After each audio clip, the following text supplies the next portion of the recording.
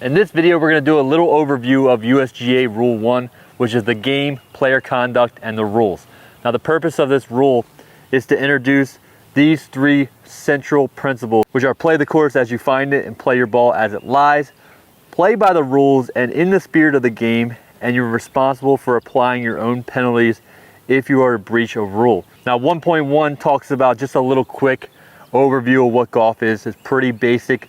It just talks about how golf is played by striking a ball with a club, and each hole starts from the teeing area and ends when your ball is holed on the putting green.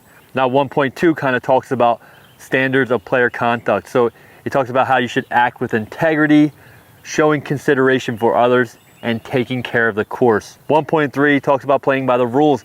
Obviously, there's going to be rules that we have to play by and abide, but there's three kind of penalties that it covers under here that I think every golfer should know, so it's worth touching on. Number one is a one-stroke penalty. This is applied in both match play and stroke play. Number two is the general penalty. Every golfer should know what this is, and a lot of golfers don't. This is going to come up a lot in the rules. A general penalty is a loss of a hole in match play and a two-stroke penalty in stroke play. And obviously the third one would be disqualification, and that should go without being said.